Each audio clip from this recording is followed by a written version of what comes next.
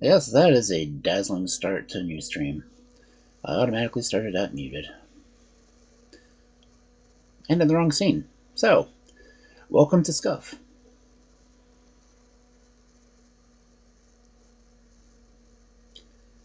And my model already looks like I'm lagging.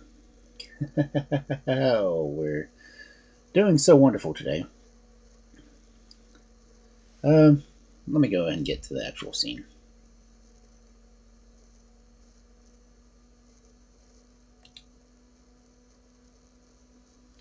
Okay, here we are. Back in the bookstore.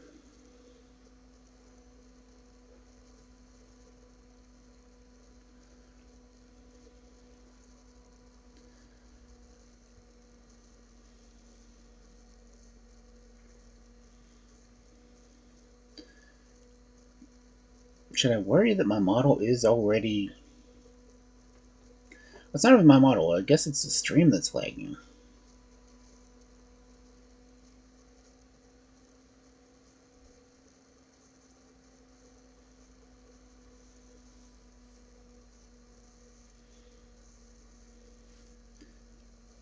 Yes, and I have music playing.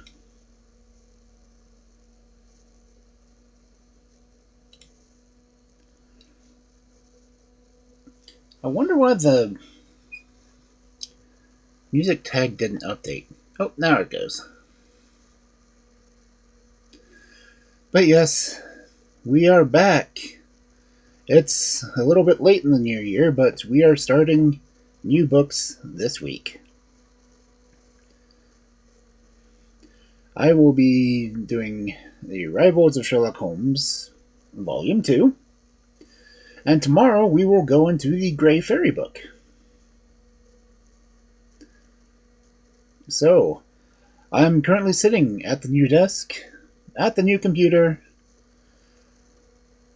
Things are still kind of under construction.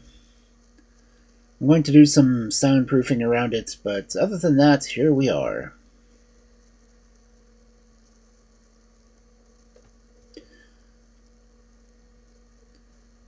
But I would like to thank everyone for coming in.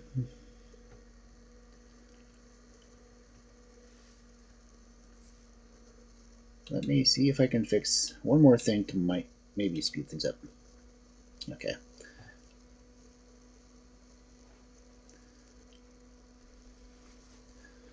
But as I said, we are a new computer, new desk. Actually, really old desk that I modified for the new computer. Pretty much for the scene where I showed myself, that's where I'm sitting now. But as it is, we are doing Rivals of Sherlock Holmes, and there's a Caracosta in chat.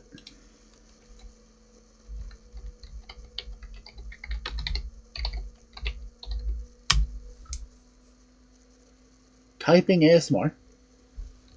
Have I? No, I have not. I did not put the thing on. That is wonky. Oh, excuse me.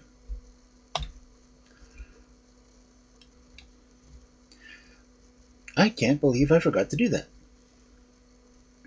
It's because I had one that I just did random stream earlier today. Why is my model still not right?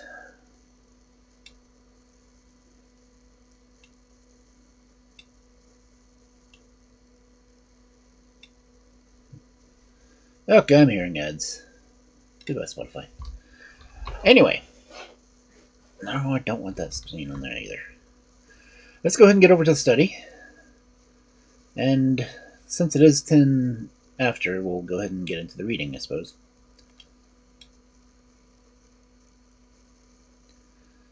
And of course, I forgot to change the scene too. Way more ads than it used to. Here's how you can block them for free. And of course, it's got an ad playing. Everywhere you go online. It's super easy to download.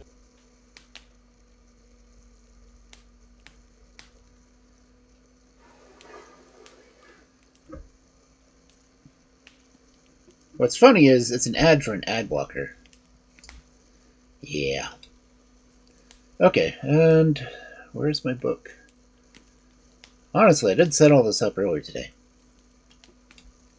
There it is. This is the book we're reading. I actually have this exact copy.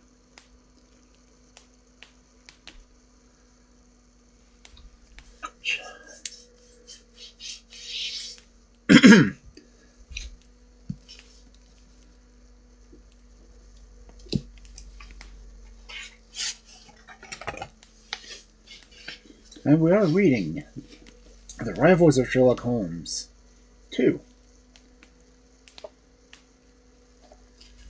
If you don't know, this is another collection of 46 stories that were published the same time that Sherlock Holmes was. So these are literally his literary rivals. Give me one more minute.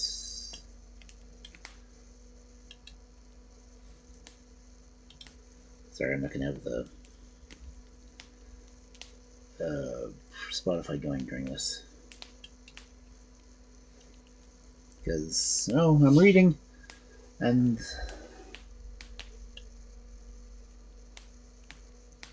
you guys get the fireplace in the background anyway. And hopefully the fireplace won't play any more ads, because that's... Hey, guilty.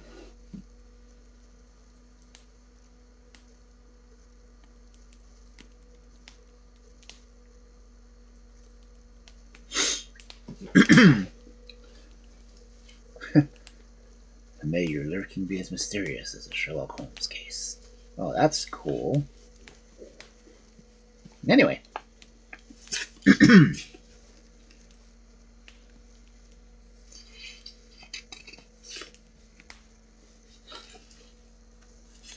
Make sure, okay, this spawn. Huh. Our first story tonight. The Spawn of Fortune by Angus Evan Abbott.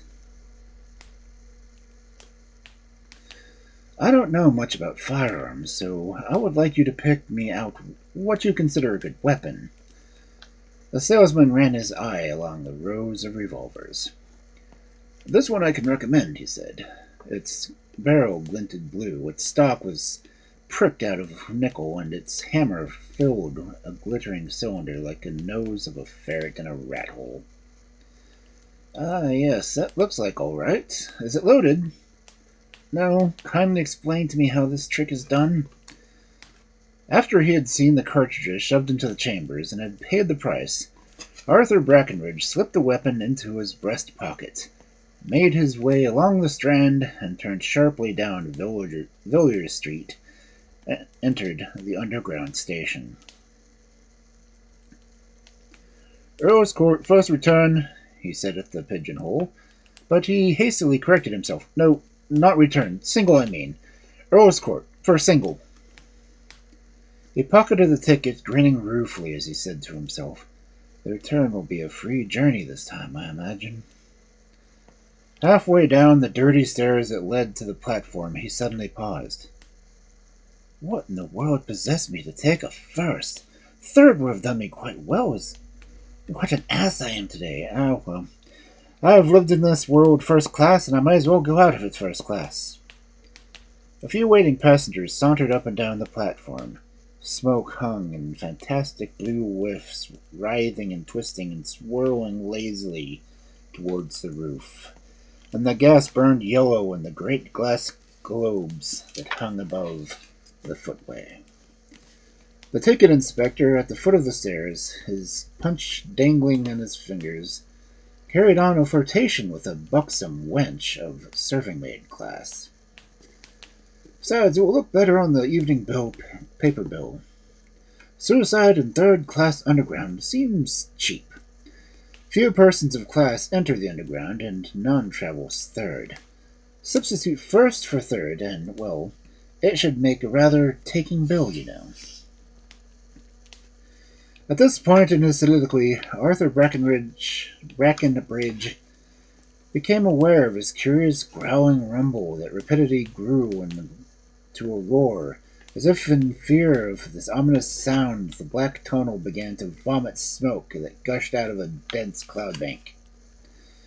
At last, two yellow eyes trembled and blinked in the darkness, and the next instant the Richmond train came whizzing, rocking, screeching, and grinding out of the blackness, and stopping with a jerk at the platform. Brackenbridge ran nimbly along the carriages and jumped into the first empty compartment. Placing his hat in the rack, he let down the window and stuck his head out far, as though looking for a friend, a trick much resorted to by lovers or schoolboys who wished a compartment to themselves. On this occasion, however, the stratagem was unavailing. At the moment the train was about to move, a brawny man brushed past the ticket inspector and grasped the handle of the door, and gave it such a lightning-like twist and pull that had Breckenridge not drawn in his head with rapidity, he must have found himself at full length on the platform. Without one word of apology, the stranger shut the door with a bang and flung himself into a corner, never once glancing at the young man who stood in the middle of the compartment, looking the anger he felt. To Arthur Brackenbridge's way of thinking, the entrance of the stranger was an abrupt to an uncalled-for degree, and though he narrowly had escaped being flung out of the carriage, determined him to remonstrate. So he opened by saying, in his decided manner, emphasized by anger that was in him, "My seat, sir?" The stranger glanced up. His eyes were bloodshot, and his features set and hard. He said nothing, however, and sat tight. "My seat, sir." This time the stranger did not even condescend so much as a glance. "For the third time, I tell you that you're in my seat. If you doubt me, my hat is on the rack above. Will prove what I say." Without a word, the fellow flung himself into the opposite corner. "Gad, he's a cool customer," Arthur muttered as he took the seat vacated by the stranger.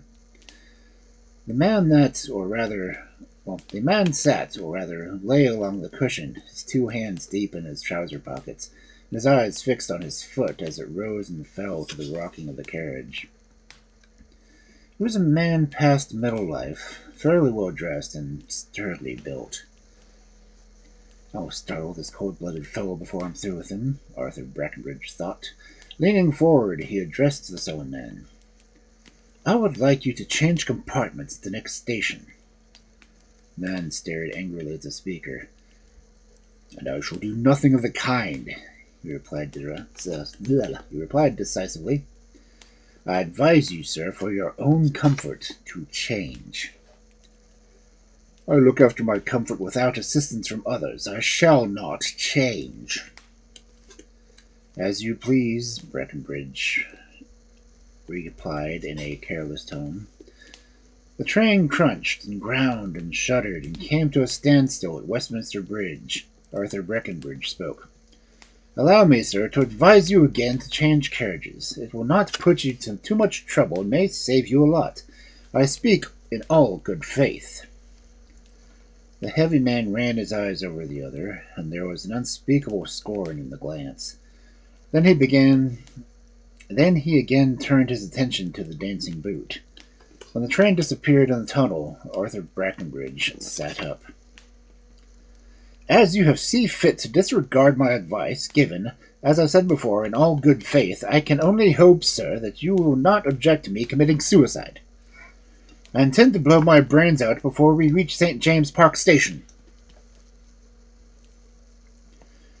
The surly man leapt wildly to his feet. He threw open the carriage door, and the roar of the tunnel drowned Brackenridge's cry to stay. Steam and smoke in a purple cloud, and the sulphur smells belched in and filled the compartment. The younger man had grasped hold of the other's arm. At last, the door was shut, and the two stood facing each other. Brackenridge grinned. "I gave you fair warning. It crossed my mind that you might prefer to be elsewhere." "What do you mean? You're not going to kill yourself." "Ah, but I am." "Good heaven, man, you're crazy." "You may speak like a coroner's jury, sir. As a matter of truth and of fact, I am not crazy. I am terribly sane, which, as far as I can make out, amounts to pretty much the same thing in this world.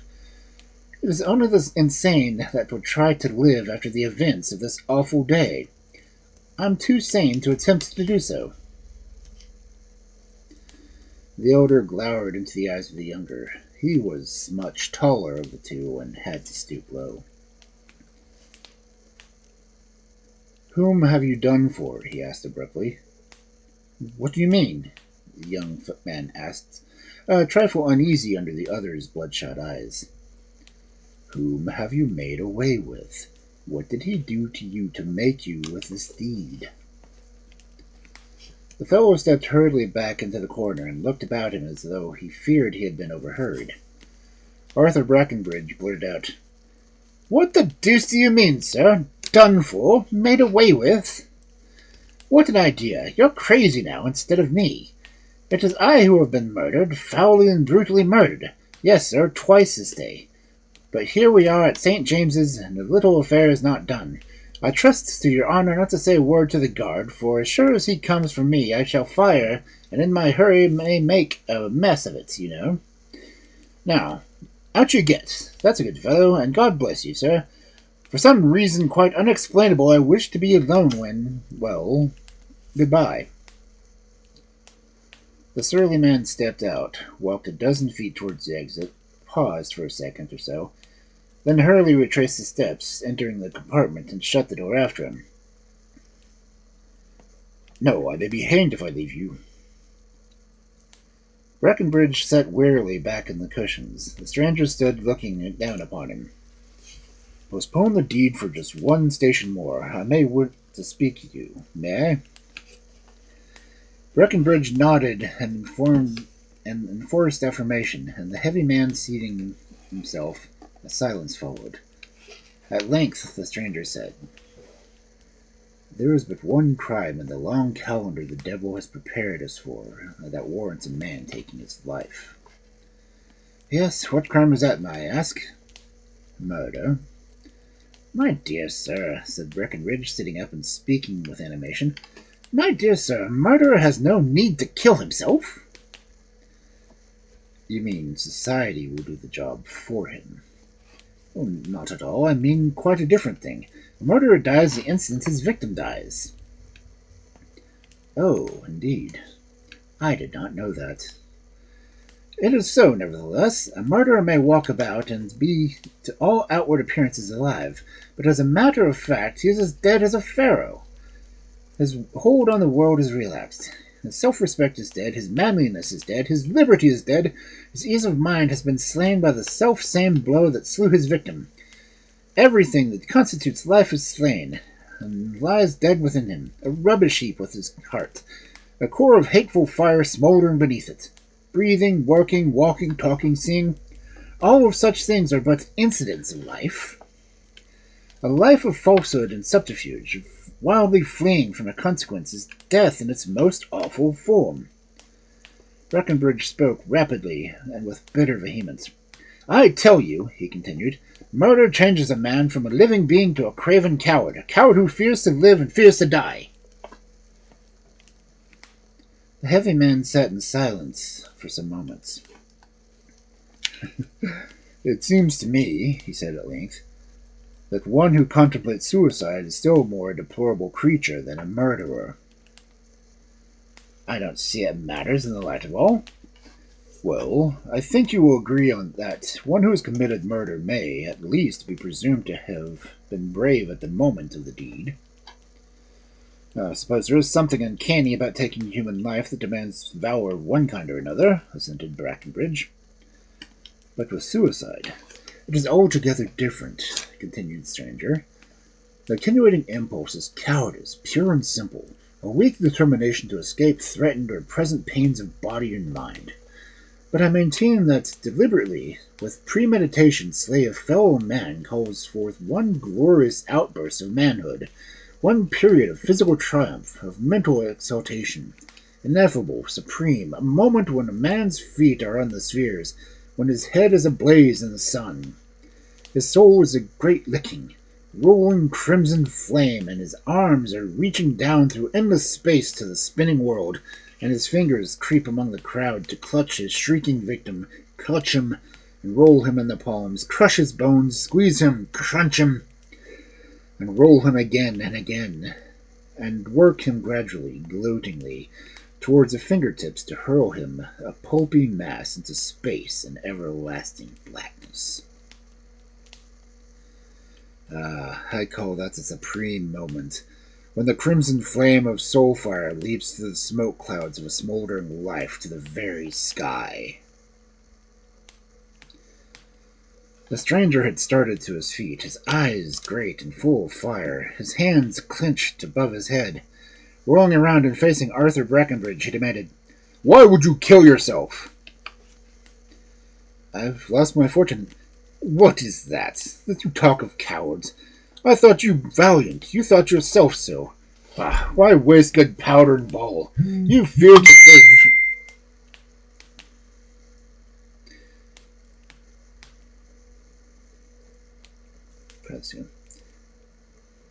You fear to live because perchance your circumstances may not be quite so pleasant as formerly. Sordid coward. "It's not altogether the matter of money," faltering the young man. The stranger kept his eyes fixed upon him. "There's a warrant." "Then you are a criminal." "No, I am not." "Why the warrant?" "My partner has landed us both in fraudulent bankruptcy." "Are you innocent?" "Absolutely." "And you fear?" "Well, there's as much shame as fear." "You are vain as well as a coward." "To be the principal in a criminal trial is no pleasant experience, at least so I gather from the newspapers." The heavy man sat down and gazed at Brackenbridge contemptuously. "Young man, what a craven you would have to believe me. Your cowardice is so great that you are willing to stamp yourself guilty by self-murder rather than face your accusers and confound them. On my soul, I am surprised you ventured out alone to kill yourself.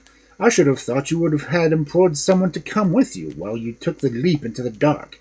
Why, were you given youth, strength, health, good strong arms, and sound heart if they are not intended to overcome some obstacles? Think! Would it not be greater to step out before the world and say, 'Here I am, an honest man, where are my accusers?' rather than to lie on the floor of a railway carriage with a wreath of powder smoke for a crown?"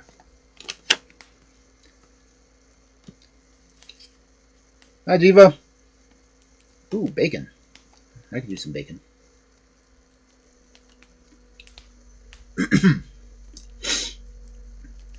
"Yes, but you see, my dear sir, today there has been focusing of all that is unfortunate for me. My whole fortune is gone. The fact that it has been lost causes the police to want me, and the fact that the police want me has lost me, and, well—" "Out with it! Lost you what?" Arthur Brackenbridge did not intend to say more, but the stranger's commanding gaze and imperative question left him powerless to resist. At every station he prayed that someone would enter the compartment. In the underground is a contrary line. No one disturbed them. "What else have you lost?" demanded the heavy man.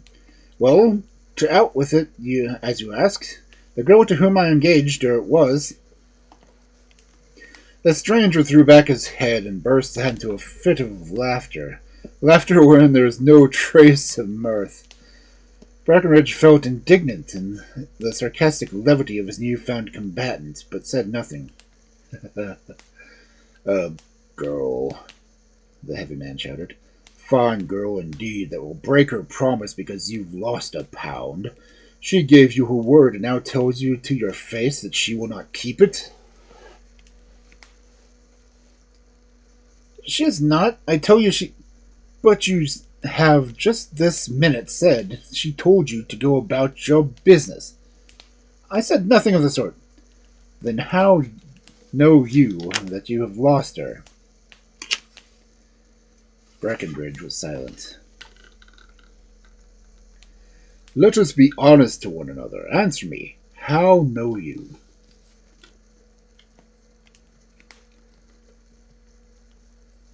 "Welcome in."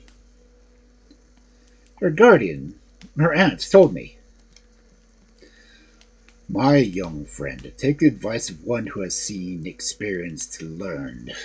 Have no dealings with a woman through a woman. Never. Give me that revolver you have in your breast pocket. The revolver was weakly passed over. Now we are coming to Earl's Court Station. Get out! Be a man! Walk to the first policeman you meet, or better still, hail a hansom and tell a cabby to drive you to the nearest police station. Say to the inspector, I hear there is a warrant out for me. I have come to give myself up, if you want me. By George, I don't like to do it, you know. I swear I don't, but I suppose your advice is good. I may say I do not fancy passing through the machinery of justice.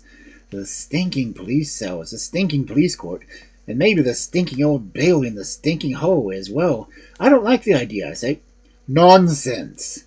I have little doubt that you'll find the plank bed in the cells more entertaining, at least, than the stone slab of the morgue. Don't speak of it, sir. Not another word. I hadn't thought of that. Upon my soul, I hadn't. You make my flesh creep. The stranger grinned for the first time. Arthur Brackenbridge reached for his hat and reluctantly left the carriage. He stood for a moment, his back to the compartment, and his hand still on the door. Turning, he said, Yes, you're right. I'll do it. I'll give myself up and see what becomes of me. My name is Breckenbridge. You'll, without a doubt, see it appear often in the newspapers during the next month or so. But whatever becomes of me, sir, you have saved my life. Whether you have done me a good turn or an evil one has yet to be seen. But tonight, at least, I'm grateful. Very grateful. The slab keeps recurring in my mind, you know, and, well, goodbye, my friend. God bless you, sir. God bless you. The two men clasped hands, gazing into one another's face earnestly and long. The train started with its usual racking jerk. The heavy man sat huddled in the corner, his brows contracted, arms folded, and his eyes fixed on his dancing foot. The train arrived and departed from West Kensington Station. He slipped his hand into his breast pocket and slowly drew forth the revolver. The muzzle smelt blood. It looked blood. Without one glance at the weapon, but handled by the uncertain handles of gold ornament, he muttered, Taken one life, saved one life. Surely one should balance the other, but he says, No, not one life, but two. You have taken two. You, your victims, and your own. I believe he was right in my case, as I was in his. The balance is against me, hopelessly against me now and for all eternity. He said to me, God bless you, sir. I think that is a good omen. He is the last I shall meet on this earth, and he said, God bless you, sir. With his thumb, he drew back the hammer on the weapon until it clicked. Twice. I might as well end my flight by instantaneously putting myself out of reach of my pursuers, and it is better that I do it with the young man's words ringing in my ear. He was flying to his death, I for mine. He found life, and I found.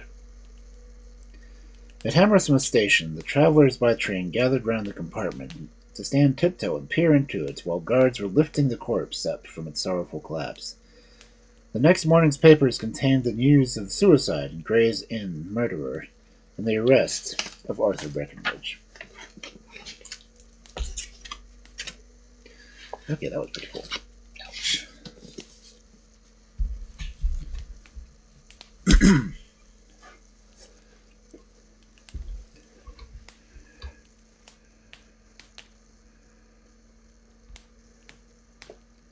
Ooh. I gotta take that thing off of cursive. That's really hard to read.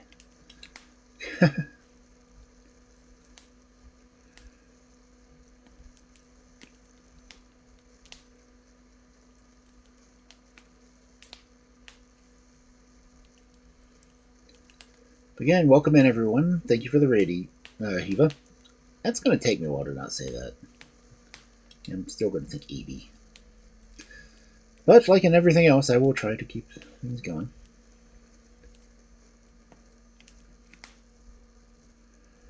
And that was our first story for the evening. How'd everyone like it?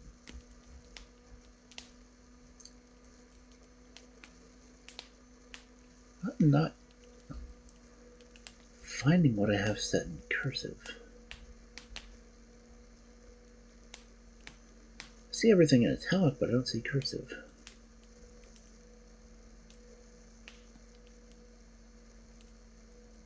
Ah, there's cursive.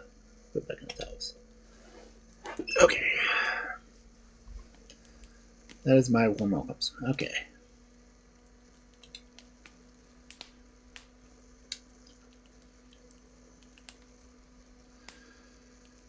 So I hope everyone is having a good evening so far. Enjoying some fun stories. Well, mystery stories anyway.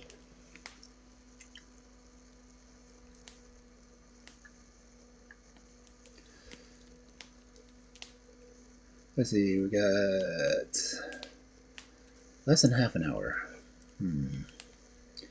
I might be able to get another story in.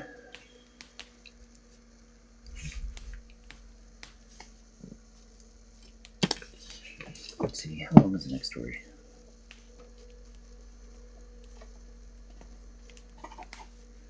See,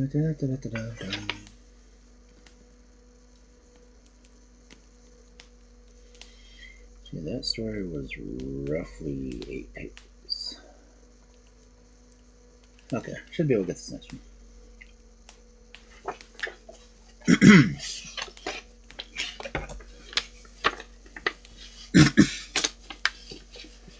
Sorry for the coughing. I drank some tea.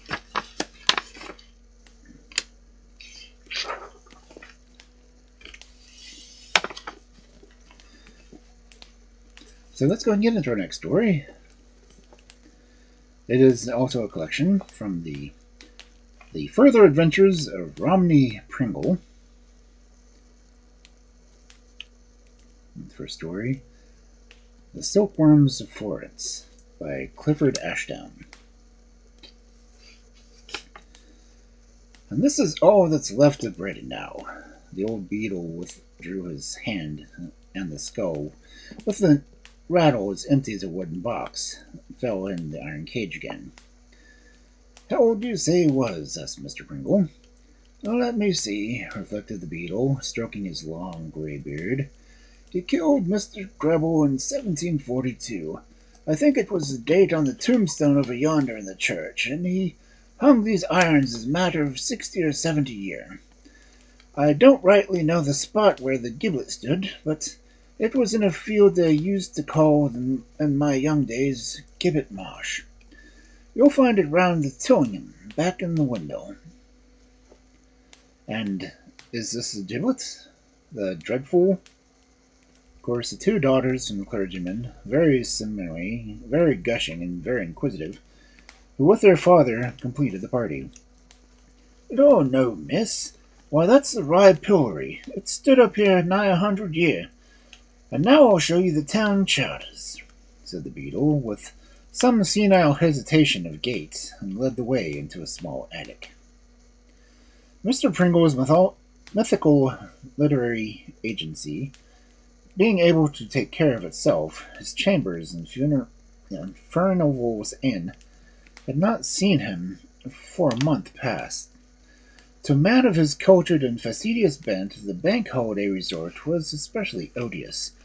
He affected regions unknown to the tipper, and the presence of rye had been determined by Jeek's quaint perambulation of the Cinque Ports, which he had lately picked up in Booksellers' Row. Wandering with his camera from one decay city to another, he had left Rye only to hasten back when disgusted with the modernity of the other modern ports, and for the last fortnight his tall, slim figure had haunted this town, his fair complexion swarthy, and his port wine mark almost lost in the tanning begotten of the marsh winds and sun. "The town's had a rare lot of charters and privileges granted to it," boasted the beetle, turning to a chest on which, for all its cobwebs and mildew lines, an elaborate carving showed distinctly.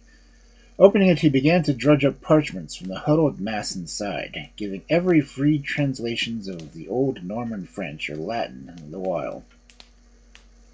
"Musty, dirty old things," was the comment of the two ladies.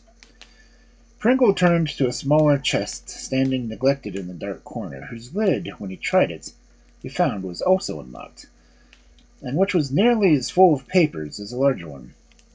"Are these town records also?" inquired Pringle, as the beadle gathered up his robes in preparatory to moving on. "No, they," was a very contemptuous reply. "That there chest was found in the attic of an old house that's been pulled down to build a bank, and it's offered to the corporation.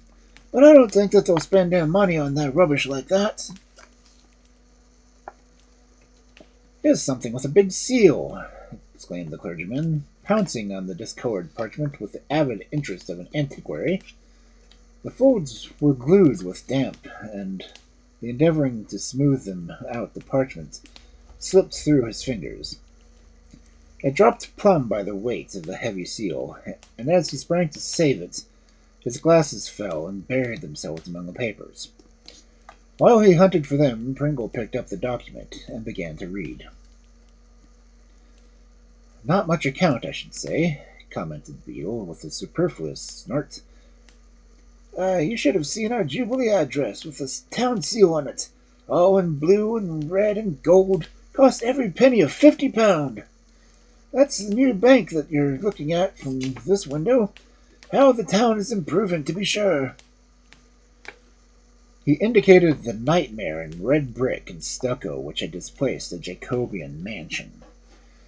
And while the Predel prosed, Pringle read, "Cinque ports to wit. To all and every barons, ballers, jarrets, and commonly to the Cinque Port de Rye, to the Anthony Shipperbolt, mayor thereof. Whereas it hath been adjudicated by the commission appointed under his Majesty's signed manual of dates March of the 23rd, 1805, that Anthony Shipperbolt, mayor of Rye, hath been guilty of conduct unbefitting his office as a magistrate of the Cinque Ports, and hath acted traitorously, enviously, and contrary to love and affection of his duty towards his most sacred majesty and the good order of the realm. To wit, that the said Anthony Shipperbolt hath accepted bribes from enemies of his majesty, hath consorted with the same, and did plot, compass, and go about to assist a certain prisoner of war, the same being this proper ward, and charged to escape from lawful custody. Now I, William Pitt, Lord Warden of the Cinque Ports, do order and command you the said Anthony Shipperbolt, and you are hereby required to forfeit and pay the sum of £10,000 sterling to his Majesty's treasury, and an immediate officer of his Majesty, and by virtue and authority of each and every ancient charters of the Cinque Ports, I order to command you, the said Anthony Shipperbolt, to forthwith determine and refrain, and you are hereby inhibited from exercising the office and dignity of mayor of the said Cinque Port of Rye, speaker of the Cinque Port, summoner of brotherhood and guestling, and all, and singular the liberties, freedoms, licenses, exemptions, and jurisdictions of the stallage, pontage, pannage, quayage, murrage, pickage, passage, groundage, scuttage, and all other power, franchises, and authorities appearing thereunto. And I further order and command you, the said Anthony Shipperbolt, to render to me within 7 days of the date hereof full and true account of all moneys, fines, amercements, redemptions, issues, forfeitures, tallies, seals, records, lands, messages, and creditaments, whoever and wherever that you hold, have present custody of, and have any say time and trust for the said Cinque Port of Rye, wherein fail you at your own peril. And I further order and command you, the said barons, bailiffs, jurats, and commonalty of the said Cinque Port of Rye, that you straightway meet and choose some true and loyal subject of his Majesty, the same being of your number as fitting to hold and the said office of mayor of the said Cinque Port, whose name you shall subject to my pleasure as soon as may be for all, which this shall be your sufficient authority, given at Downing Street the 16th day of May in the year of our Lord 1805. Oof. God save the king. Wow. Legal jargon has not changed one bit. The last 2 or 3 inches of this parchment were folded down and seemed to have firmly adhered to the back, probably through the accidental running of the seal in hot weather. But the fall had broken the wax, and Pringle was now able to open the sheet to the full, disclosing some lines of script, faded and tremendously scrawled. It is true, but easy to read. To my son, seek for the Silkworms in Florence and Gibbet March Church Spire, southeast by south, Winchester Mill, southwest, half west, AS. Pringle read the curious endorsement more than once, but could make no sense of it. Concluding that it was the nature of a cipher, he made a note of it in his pocketbook, with the idea of attempting to solution it in the evening, a time in which he found it difficult to get through. Rye chiefly depended for its attractions of the natural advantages. By this time the clergyman had recovered his glasses, and handing the document back to him, Pringle joined the party by the window. The banalities of the bank and the other municipal improvements being exalted, and the ladies openly yawning, the beadle proposed to show them what he evidently regarded as the chief glory of the town hall of Rye. The inquisitive clergyman was left studying the parchment, while the rest of the party adjourned to the council chamber. Here the guide proudly indicated the list of mayors whose names were emblazoned on the chocolate-colored wall, at the length rivaling that of the dynasties of Egypt. "What does this mean?" inquired Pringle as he pointed out to the year 1805, where the name Anthony Shipperbolt appeared bracketed with another. "That means he died during this year of office," promptly asserted the old man. He never seemed at a loss for an answer, although Pringle began to suspect that the prompter in reply, the more inaccurate likely it was. "Oh, what a smell of burning!" interrupted one of the ladies. "And where's Papa?" screamed the other. "He'll be burned to death!" There was certainly a smell of burning, which, being of a strong and pungent nature, perhaps suggested to the excited imagination of the ladies that the area of the clergyman was on fire. Pringle gallantly raced up the stairs. The fumes issued from a smoldering mass upon the floor, and beside it lay something which burnt with pyrotechnic sputtering, but neither bore any relation to the divine. He, though well representing what Gibbon was styled the fat slumbers of the church, was hoping about in a miniature bonfire, now sucking his fingers and anon shaking them in the air as if someone in agony. Intuitively, Pringle understood what had happened, and with a bound he stamped the smoldering parchment into unrecognizable tinder, and smothering the more viciously burning seal with his handkerchief, he pocketed it as the bezel wheezed into the room behind the ladies, who were too concerned for their father's safety to notice the action. "What's all this?" demanded the beadle, and glared through his spectacles. "I've dropped some wax on my hand." "Wax? Oh," echoed the beadle, sniffing suspiciously. "He means a wax match, I think," Pringle interposed chivalrously. The parchment was completely done for, and he saw no wisdom in advertising that fact. "I'll be trouble for you and your name and the address," insisted the beadle in all the pride of office. "What for?" the incendiary objected. "To report the matter to the fire committee." "Very well, it is Cornelius Hardgibbet, rector of Lodtown," was the impressive reply. He tenderly escorted his daughters, the rector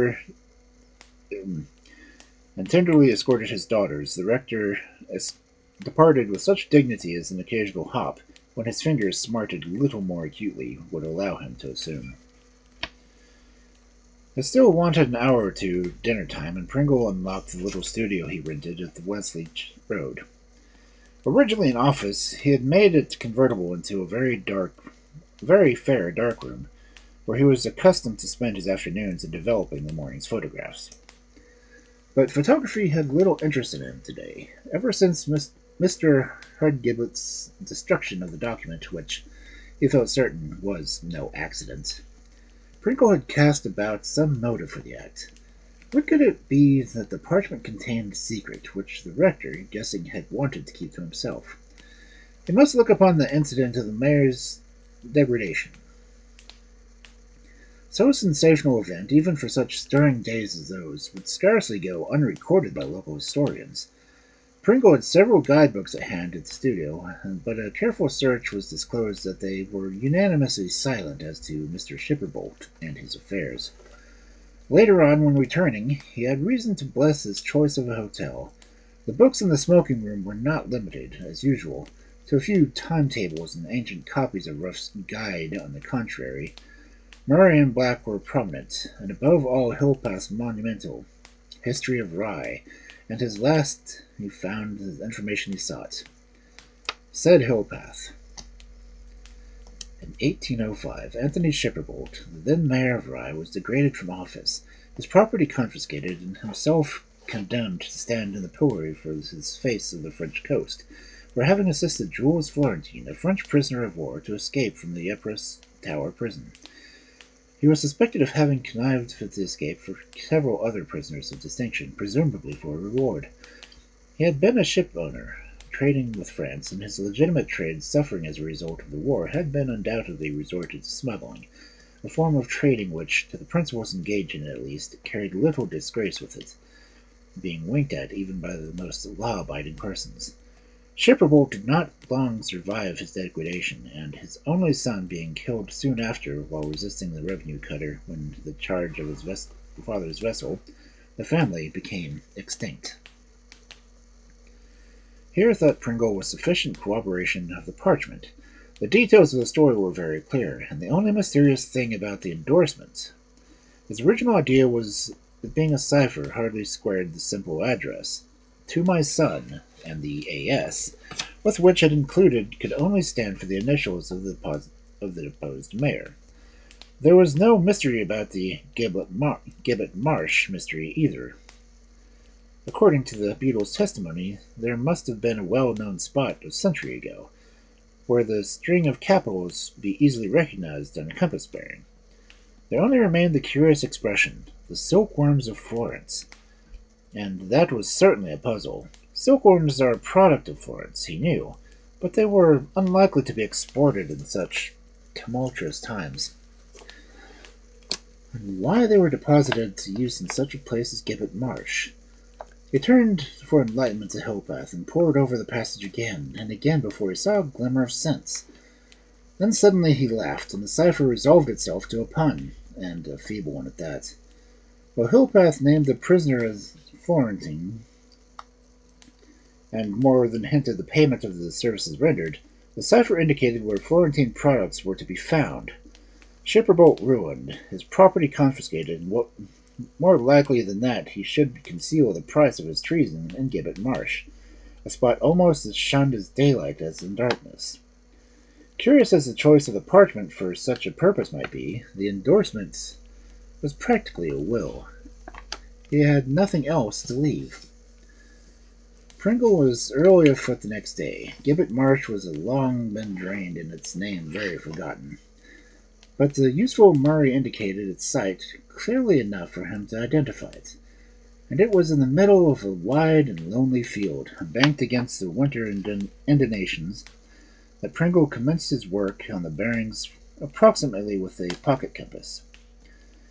He soon fixed his starting point, the church tower dominating Rye from every point of view, but of Wensley there was nothing to be seen for the trees. Suddenly, just where the green mass thinned away to the northward, something rose and caught the sunbeams for a moment. Again, and still again, and with a steady gaze he made out the revolving sails of the windmill. This was far as he cared to go for the moment. Without a good compass and surrounding Spud, it would be a mere waste of time to attempt to fix a spot. He walked across the field and was very active mounting the stile when he noticed a dark object which seems to skim in jerky procession along the top of the embankment. While he looked, the thing enlarged, and as the path behind the bank rose, uplifted itself to head, shoulders, and finally the entire person of the rector of Logtown. He had managed to locate Gibbet Marsh, it appeared, but as he stepped into the field and wandered aimlessly about, Pringle judged that he was still a long way from penetrating the retreat of the Silkworms. Among the passengers by the last train down from London that night was Pringle.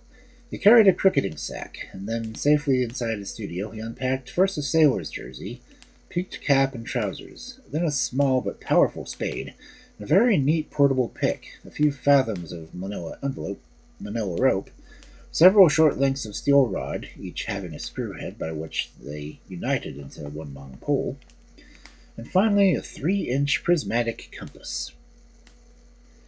Before sunrise the next morning, Pringle started out to commence operations in deadliest earnest, carrying his jointed rods and walking stick, and while his coat bulged from the prismatic compass. The town, a victim to the enervating influence of the visitors, still slumbered, and he had to unbar the door to the hotel himself. He did not propose to do more than locate the exact spot of the treasure. Indeed, he felt that to do even that would be a good morning's work. On the way down in the train, he had taken a few experimental bearings from the carriage window, and felt satisfied with his own dexterity.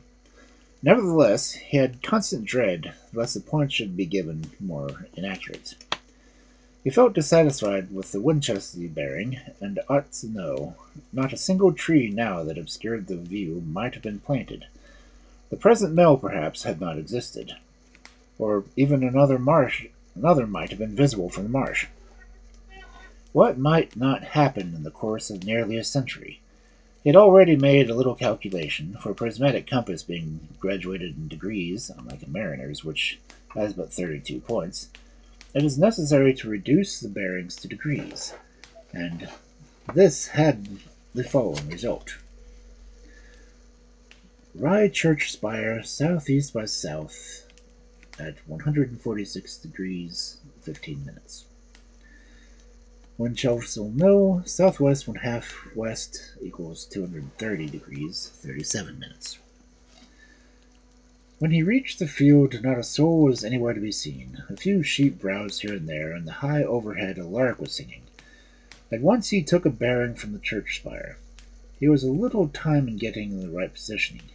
He had to move step by step to the right, continuing to make observations until at last the church weathercock bore truly 146 1/4 degrees through the slight vein in the compass. Turning half round, he took an observation to the distant mill.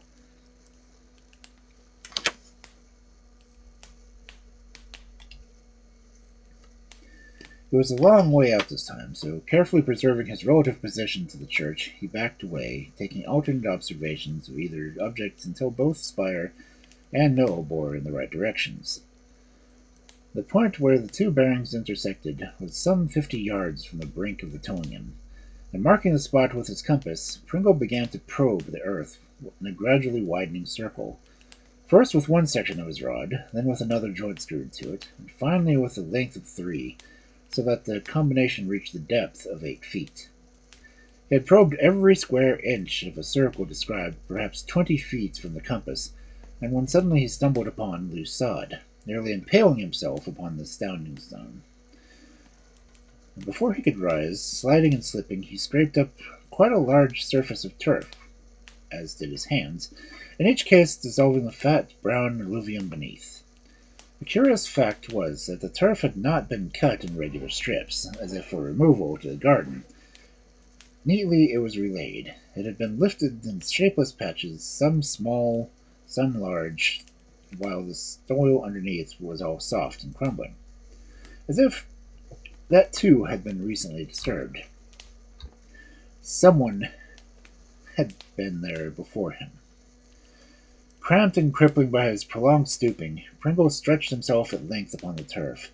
As he lay and listened to the song that trilled as a tiny speck was visible against a woolly cloud, he felt that it was useless to search further. That a treasure had once been hidden thereabouts, he felt convinced, for anything but a specie would have been useless at such an unsettled time for commercial credit, and would doubtless have been declined by Shipperbold. But whatever form of treasure had taken, clearly it was no longer present. The sounds of toil increased around. Already was a barge on its way up the muddy stream. At any moment he might be the subject of gaping curiosity. He carefully replaced the turfs, wondered the while who had anticipated him, and what, if any, had rewarded the searcher. Thinking it best not to return to the nearest path, he crossed the river some distance up, and taking a wide sweep, halted on Cadborough Hill to enjoy for some of the 100th time the sight of the glowing roofs, huddled tier upon the rock, itself rising sheer above the plain. And far and beyond, it snowed all over the gazing flocks, the boundless green of the seaward marsh. Inland, the view was only less extensive, and with some ill humor he was eyeing the scene of his fruitless labor when he observed a figure moving over the gibbet marsh. At such a distance it was hard to see who exactly what was taking place, but the action of the figure was so eccentric that, with a quick suspicion as to the identity, Pringle laid his traps upon the ground and examined through his pocket telescope. It was indeed Mr. Hardgiblet. But the new feature in the case was that the rector appeared to be taking a bearing with the compass, and although he returned over and over again to the particular spot, which Pringle recognized as the same over which he himself had spent the early morning, Mr. Hardgiblet repeatedly shifted the ground to the right, to the left, and turned about, as if dissatisfied with his observations. There was only one possible explanation for it all. Cleverer than Pringle had thought him, the rector must have hit upon a place inducted in the parchment. His hand must have removed the turf, and he it was who had examined the soil beneath. Not for the first time in his life, Pringle was disagreeably reminded of the folly of despising an antagonist, however contemptible they may appear. But at least he had one consolation. The rector's return and his continued observations showed that he had not been more successful in his quest than Pringle himself. The silverworms were still unearthed.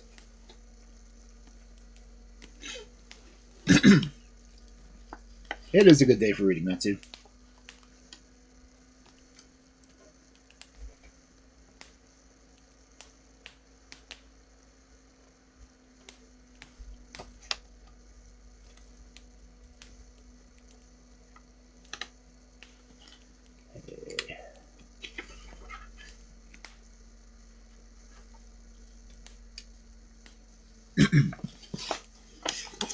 Not sure how much more I'm going to get before the ads.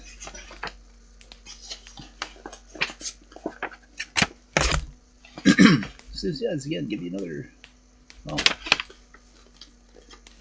me see how far I can get.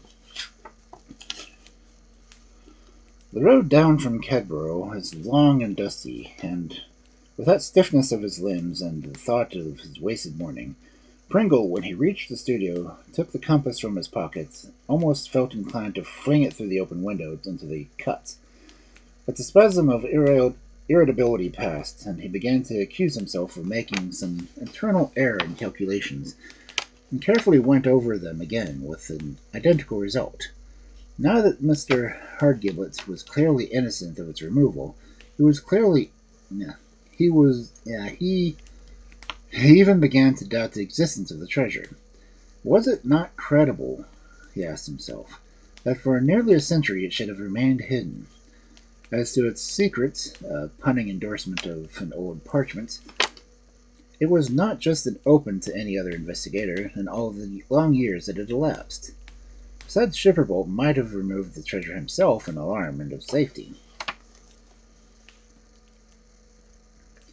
The thought of Shipperbolt suggested a new idea. Instruments of old precision were unknown in those days, and supposing Shipperbolt's compass had not been accurate, he took down Norrie's Navigation and ran through the chapter on the compass. There was a section headed Variation and How to Apply It, which he skimmed through. Considering that the question did not arise when carelessly reading on, his attention was suddenly arrested by the table of Changes in Variation from Year to Year. Running his eye down this, he made a startling discovery that whereas the variation of that moment was about 16 degrees 31 minutes west, in 1805 it was no less than 24 degrees. There was indeed a wide margin for error, and all the time he was searching for the treasure it was probably lying right at the other end of the field. At once he started to make rough calculations, determined that it should be a corrective one in this time. As the variation of 1805 and that of the moments showed a difference of 7 degrees 29 minutes, to obtain the true bearing it was necessary for him to subtract the difference and shippable its points, and thus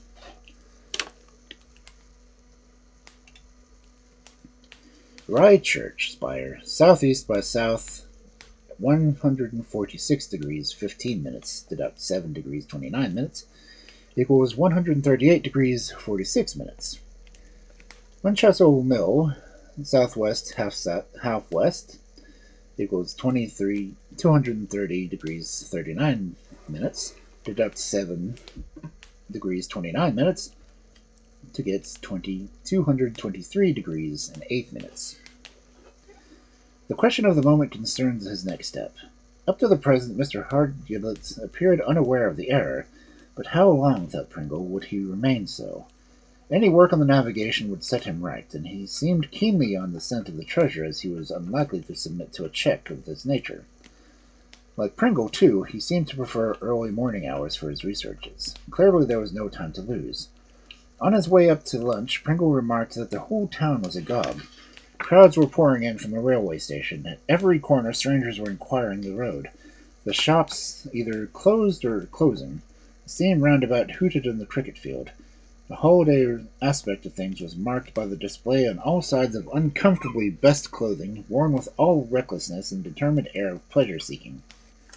Even the artists, the backbone of the place, had shared the excitement, or else, resenting the invasion of their pitches by the unaccustomed crowd, were sulking indoors. Anyhow, they had disappeared. Not until he reached the hotel and read on a poster the program of the annual regatta to be held that day did the Pringle realize the meaning of it all. In the course of lunch, which, owing to a general disorganization of things, was a somewhat scrambled meal, it occurred to him that here was his opportunity. The regatta was evidently a great event of the year. Every idler would be drawn to it. No worker would be spared, would be absent. The treasure field would be lonelier than the old days of Breed's Gibbet. He would be able to locate the treasure that afternoon once and for all. Then, having marked the spot, he could return at night with his tools and remove it. When Pringle started out, the streets were vacant and quiet as on a Sunday, and he arrived at the studio to find the quay and idle waste and shipping out in the cut deserted. As to the meadow, when he got there, it was forsaken even by the sheep. As soon as work was done with his chromatic compass, and after half an hour's steady labor, he struck the spot about an eighth of a mile distant from the scene of this morning's failure. Placing his compass as before at the point of the intersection, he began a systematic puncturing of the earth around it. It was a wearisome task, and he warned by his paralysis of the morning. He rose every now and then to stretch and watch for possible intruders. Hours seemed to have been passed when the rod encountered something hard. Leaving it in position, he probed all around just with another joint, and there was no resistance even when he doubled its length. And his sense of touch assured him that the hardness was merely a casual stone. Doggedly he resumed his task until the steel jammed against a contract less harsh and unyielding. Once more he left the rod touching the buried mass and probed around it, still meeting with an obstruction. And then when he widened his aim, he stabbed and stabbed, striking a new thing until he had roughly mapped a space some 12 by 8 inches. No stone was this, he felt assured. The margins were too abrupt, and the corners too sharp, for aught to be but a chest. He rose exultingly. Here beneath his feet were the Silkworms of Florence. The secret was his alone, but it was growing late. An afternoon had almost emerged into evening, and far away across the field stretched his shadow. Leaving his sounding rod beneath with the cord attached, he walked towards the hurdle with the river bank, and paying out the cord as it went, and hunted for a large stone. This found, he tied a knot in the cord where the mark of the hurdle stood, and following it back along the grass, he pulled up the rod and passed the stone upon the loosened earth in its place. Last of all, he wound the cord around his rod. This task would have been an easy one again. All he need do was to find the knots, tie the cord, and point to the hurdle, and start off the rod in that hand. and when all the cord had run out, he searched for the stone right to the left of the spot he would find himself standing on it.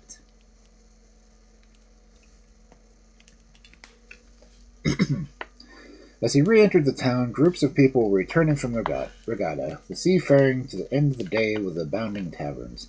The stater was on their way to the open-air concert, the cinematograph, and the fireworks, which were to brim the cup of their dissipation.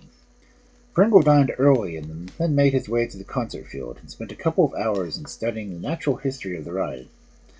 The fireworks were announced for 9, and as the hour approached and the excitement grew and the audience swelled, when a fairly accurate census of rye had to have been taken in the field, Pringle edged through the crowd and hurried along to the deserted streets to his studio. To charge his golf suit for the sea clothing, which had brought him down to work in very few minutes, and his port wine mark never resisted the smart application of a little spirit. Then, packing his sounding rod and cord into the cricketing bag, along with a spade, pick, and rope, he locked the door and stepped briskly along the solitary road. From this little tavern's chiming the rock opposite roars in distant song, for a while the losers of the regatta sought consolation, and the winners paid the score, and all grew steadily drunk together. He lingered a moment on the sluice to watch the tide as it poured impetuously over the lower river. The rockets whizzed, and it burst high above the town. A roar of delight was faintly borne across the marsh. Although the night was cloudy and the moon was only revealed in long intervals, Pringle, his body bent, crept cautiously from bush to bush along the bank. His progress was slow, and the hurdle had been long in sight before he made out the black mass of the water below. At first he took it for the shadow of the bush that stood by, but as he came near it took the unwelcome shape of a boat and its painter fast in the hurdle. And throwing himself flat against the grass, he writhed into the opportune shade of the bush. It was several minutes before he ventured to raise his head and press around, but the night was far too dark for him to see many yards in any direction, least of all towards the treasure. But as he watched, he waited, he strove to imagine some reasonable explanation for the boat's appearance on the scene. At another part of the river he would have taken slight notice of it, but it was hard to see what anyone could want in the field at that hour, and the spot chosen for landing was suggestive. What folly to have located the treasure so carefully! It must have been watched that afternoon. Round the field were scores of places where a spy might conceal himself. Then, too, who could have taken such deep interest in his movements? Who about Mr. Hardgibble? Indeed, this set him wondering how many had landed in the boat, but a glance of it showed that it only carried a pair of sculls, and when he wriggled near he saw 3 footprints on the mud, as one of them had taken just so many steps across it. The suspense was becoming intolerable. A crawl of 50 yards or so over damp grass was not to be lightly undertaken, but he was just on the point of coming out of the shadow of the bush when a faint rhythmic sound arose, to be followed by a thud. He held his breath, but could hear nothing more. He counted up to 100, still silent. He rose to his knees, and when the sound began again, and now it was louder, it ceased. Again there was a thud, and then another interval of silence. Once more it seemed quite close, grew louder, louder still, and resolved itself to be labored breathing of a man who now came into view. He was bending under a burden which he suddenly dropped, as if exhausted, and then, after resting a while, slowly raised it to his shoulders and panted onwards until, staggering beneath its load, he lurched against the hurdle. His foot slipped, and he rolled with a crash down on the muddy bank. That moment, Pringle recognized more than the usual innocuous figure of Mr. Hardgibble, who embraced a small, oblong chest. Sputtering and fuming, the rector scrambled to his feet, and after an unsuccessful hoist or two, dragged the chest onto the boat. Then, taking a pause of breath, he climbed the bank again and tramped across the field. Mr. Hardgibble had scarcely beyond earshot when Pringle seized his bag, jumped down to the water's side. He untied the painter, and shoving off with his one foot, scrambled into the boat and slid out into the river. With the paddle of his hand alongside, he turned the boat upstream, and then dropped his bag and all its contents overboard, and crouched along the bottom. A sharp cry rang out from behind, and gently he peeped over the gunwale. There by the hurdle stood Mr. Hardgibble, staring thunderstruck at the vacancy. The next moment he caught sight of the strayed boat, and started to run after it. And as he ran, with many a trip and stumble of weary limbs, he gasped expressions which were not meant in the resignation to this mishap. Meanwhile, Pringle, his face within a few inches of the little chest, sought for some means of escape. He had calculated on the current bearing him out of the sight long before the rector could return, but such activity was discounted on all his plans. All at once he lost the silence of pursuit, and raising his head he saw that Mr. Hardgibble had been forced to make a detour around the ledge of a plantation which grew on the water's edge. The next second Pringle had seized the sculls, and with a couple of long rapid strokes grounded the boat beneath the bush of the opposite bank. There he tumbled the chest on the mud, and jumping after it, he shoved the boat off again. As it floated free, he resumed its course upstream.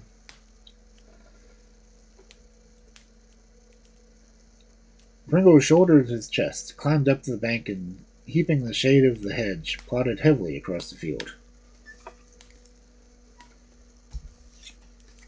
I'm going to go ahead and pause. There's only one paragraph left.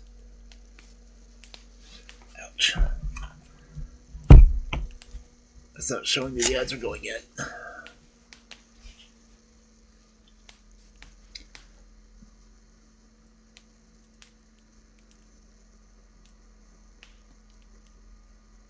And Kel isn't telling me the ads have started. Okay.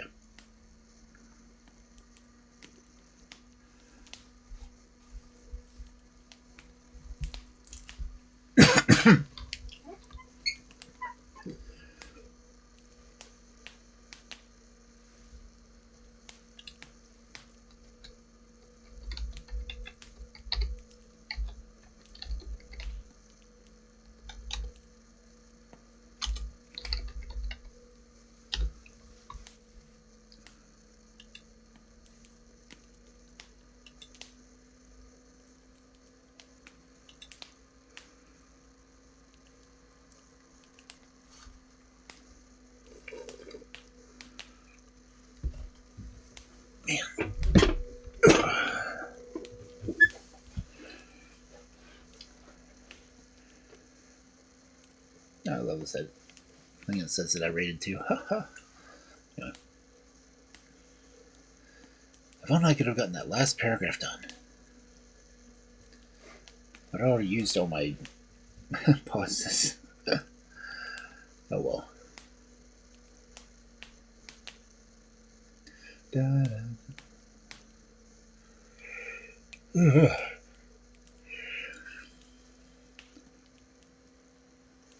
I did stammer a lot in this.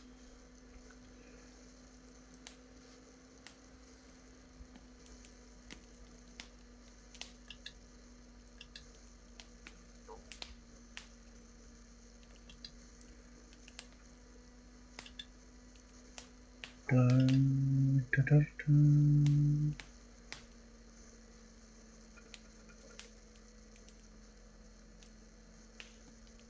Crap.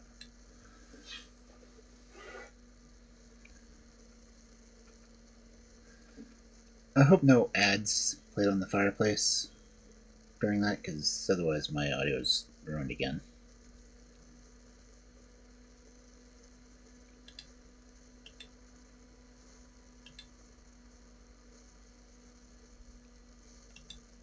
I really, really hope none of the ads played during that.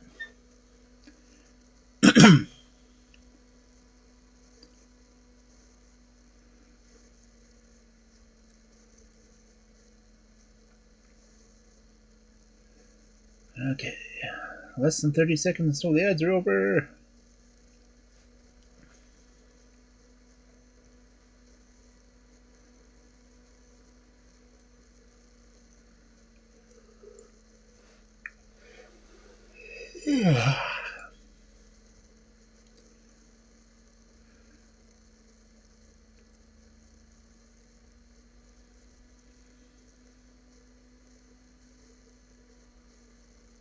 We're back.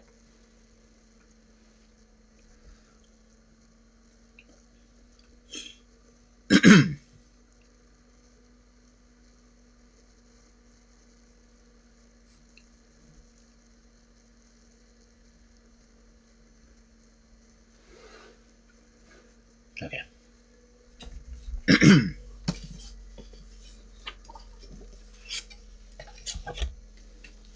Let's see, what's the last part of this?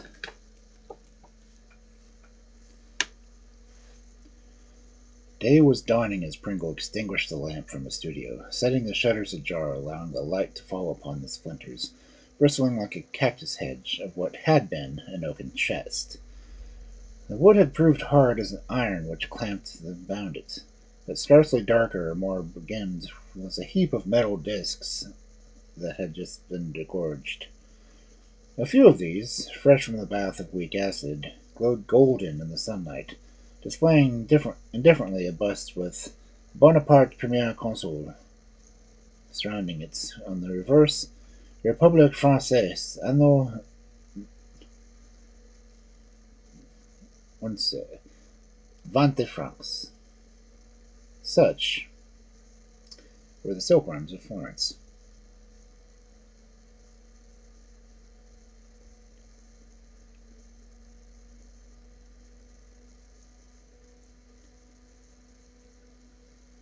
Cool.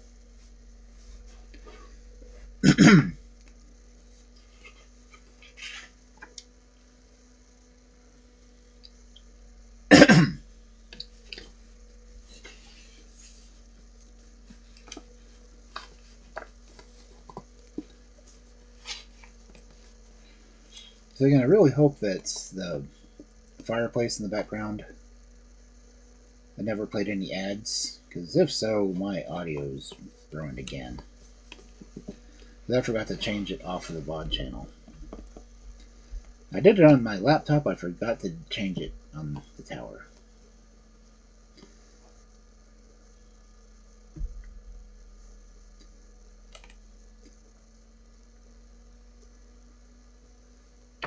Anyway.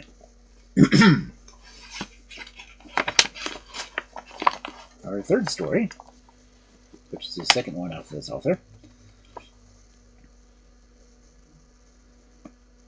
The Further Adventures of Romney Pringle. Story number 2. The Submarine Boat by Clifford Ashdown. Trick, track, trick, track went the black and white discs as the players moved them over the backgammon board with expressive justification of the French term for the game, trick-track. They were indeed a nation of poets, reflected Mr. Pringle. Was not trick toof toof for the motor car an veritable inspiration, and as he smoked, the not unmusical clatter of the enormous wooden discs filled the atmosphere.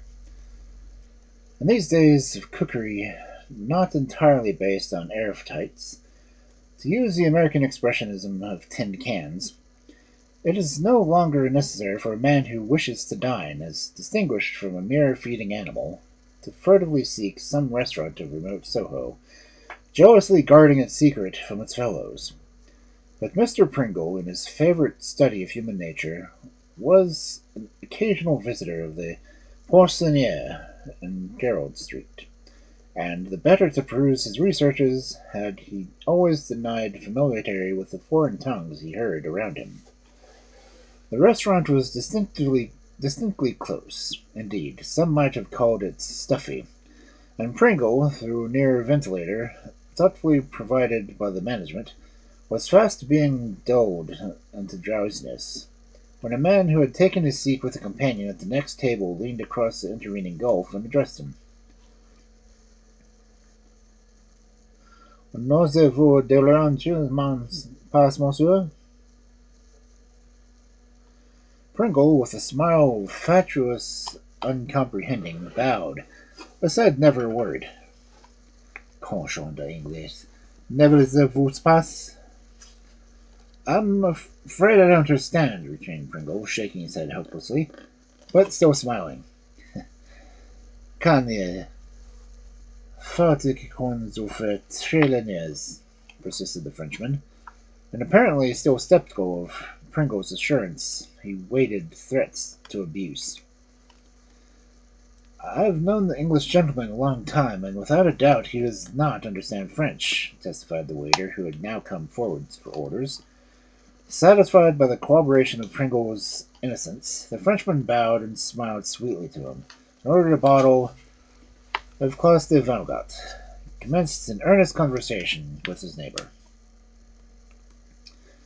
By the time this little incident had closed, Pringle's drowsiness had given place to an intense feeling of curiosity. For what purpose could the Frenchman have been so insistent in disbelieving his expression of ignorance of the language? Why, too, had he striven to make Pringle betray himself by representing insults showered upon him? In a Parisian restaurant, as he knew, far more trivial affronts had ended in meetings of the Bards of Bolognese. Besides, cochon was an actionable term in the opera room in France. The Frenchman and his companions had seated themselves at the only vacant table. Also, it was in a corner. Pringle at the next was a single person within earshot, and the Frenchman's extraordinary behavior could only be due to consuming thirst for privacy. Settling himself in an easy position, Pringle closed his eyes, and while appearing to resume his slumber, strained every nerve to discern the slightest word that passed at the next table. Dressed by the choicest mode of Piccadilly, the Frenchman bore himself with all the intolerable self-consciousness of a boulevardier. But there was no trace of good-natured levity in his dark aquiline figures, and his evil glint of the eyes recalled visions of the operatic Mephistopheles. His guest was unmistakably an Englishman of a bank clerk type, who contributed his share of the conversation with halting Anglo-French, punctuated by nervous laughter as, with agonizing pains, he dredged his memory for elusive colloquialisms. Freely translated, this is what Pringle heard. So your people have really decided to take up the submarine after all? Yes, I'm working on the details and some drawings in small scale. But are they from headquarters? Certainly. Duly initialed and passed by the chief constructor. And you are making full working drawings. There'll be no code or other secret about them. What I am doing can be understood by any naval architect. Ah, an English one. The measurements, of course, are English, but they're easily convertible. You could do that? Not too dangerous. Suppose a copy of the metric scale were to be found in my possession. Besides, the draftsman could reduce them in an hour or two. And when can you let me have it? In about 2 weeks. Impossible. I shall not be here. Unless something happens to let me get on with it quickly, I don't see how I can do it even then. I'm never sufficiently free from interruption to take tracings. There are far too many eyes upon me. The only chance I have is to spoil the thing as soon as I have the salient points worked out on it, and after I have pretended to destroy it, smuggle it home. Then I shall have to take elaborate notes every day and work out the details from them in the evening. It's simply impossible for me to attempt to make a finished drawing out of the yard, and as it is, I don't quite see a way of getting the spoilt one out. They look so sharply after spoilt drawings. 2 weeks, you say, then? Yes, and I shall have to sit up most nights copying the day's work for my notes to do it. Listen, in a week I must attend the Ministry of Marine in Paris, but our military attaché is my friend. I can trust him. He shall come down to you. What, Chatham? Do you wish to ruin me? Smile from the Frenchman. No, it must be London, where no one knows me. Admirable. My friend will be better able to meet you. Very well. As soon as I am ready, I will telegraph to you. Might not the address of the embassy be remarked by telegraph officials? Your English post office is charmingly unsuspicious, but we must not risk everything. Ah, perhaps so. Well, I will come up to London and telegraph you from there. But your representative, will he be prepared for it? I will warn him to expect it in 14 days. He made an entry in his pocketbook. How will you sign the message? Gustav Zede, suggested the Englishman, snickering for the first and only time. Too suggestive. Sign yourself Pauline, and simply add the time. Pauline, then. Where shall the rendezvous be? At the most public place we can find. Public? Certainly. Some place where everyone will be too much occupied with his own affairs to notice you. What say you to your Nelson's column? There you can wait at the way we shall agree upon. It would be difficult for me to disguise. It would be difficult thing for me to wear a disguise. All disguises are clumsy unless one is an expert. Listen, you shall be gazing at the statue with one hand to your breast, so. Yes, I might hold a burger in my other hand. Oh, admirable, my friend. You have a true spirit of an artist, sneered the Frenchman.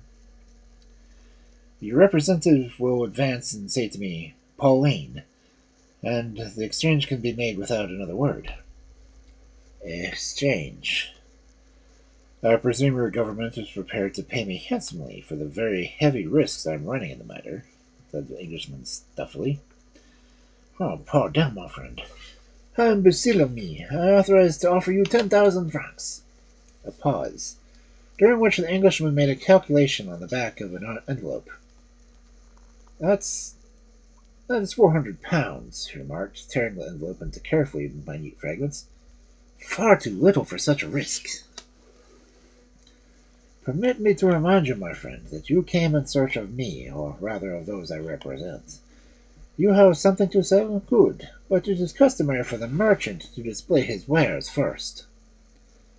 I pledge myself to give you copies of the working drawings made for the use of the artificers themselves. I've already met you oftener than is prudent. As I say, you will offer too little. Should the drawings prove useless to us, we should, of course, return them to your Admiralty, explaining how they came into our possession. There was an unpleasant smile beneath the Frenchman's waxed mustache as he spoke. What sum do you ask? Well, 500 pounds in small notes, say £5 each. That is, what do you say? 12,500 francs. Impossible. My limit is 12,000. So the Englishman at length gave an ungracious consent, and after some adroit compliments, beneath which the other sought to bury his implied threat, the pair rose from the table.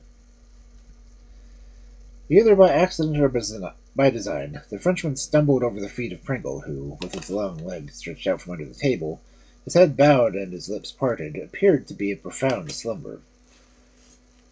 Opening his eyes slightly, he feigned a lifelike yawn and stretched his arms and gazed lazily around, to the entire satisfaction of the Frenchman, who, in the act of parting his companion, he watched him from the door.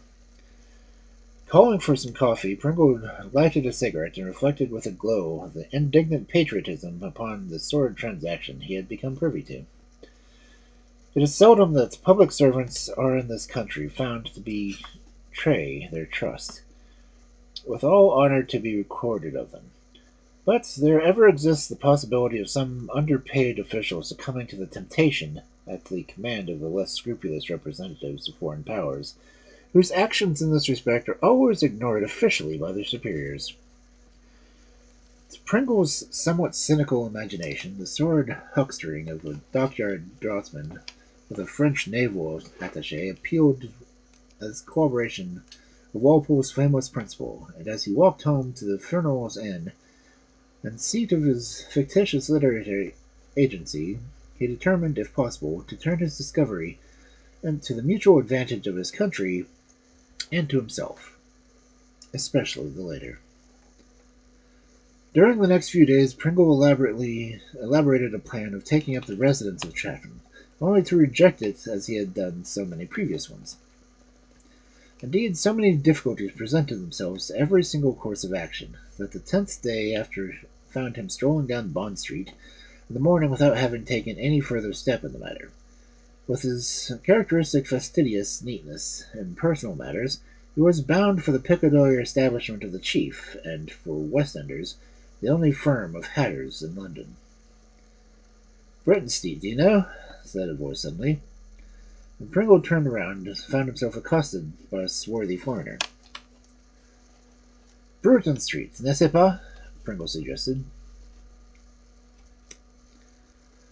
Massoe, Bourrin Street, monsieur, was the reply in a faint echo of the English syllables. Ah, le voir, à droite, was Pringle's glib direction, politely raising his hat in the response to the other's salute. He was about to resume his walk when he noticed that the Frenchman had been joined by a companion, who appeared to have been making similar inquiries. The latter started uttering a slight exclamation on meeting Pringle's eye. The recognition was mutual. It was a French attaché. He hurried down Bond Street, and Pringle raised the acutest annoyance that this deception at the restaurant had been unavailing. While he must now abandon all hope of a counterplot for the honor of country, and to say nothing of his own profit. The port wine mark on his cheek was far too conspicuous for the attaché not to recognize him by, and regretted soon his neglect to remove it as soon as he had decided to follow up on the affair. Forgetful of all beside, he walked on to Piccadilly, and it was not until he found himself more than half-way back in the chambers that he remembered the purpose for which he had gone to set out. But matters of greater importance now claimed his attention. It was endeavored by brisk exercise to work off some of the chagrin with which he had consumed. Only as he reached the inn and turned into the gateway did it occur to him that he had been cupulously careless in thus going straight homeward. What if he had been followed? Never in his life had he shown such disregard in ordinary precautions. Glancing back, he just caught a glimpse of a figure which seemed to whip behind the corner of the gateway. He retraced the steps and looked at the Holborn. There, in a very active retreat, but still a few feet away from the gate, was the attaché himself. Cursing the persistence of his own folly, Pringle dived through the arch again, and determined that the Frenchman should discover no more that day.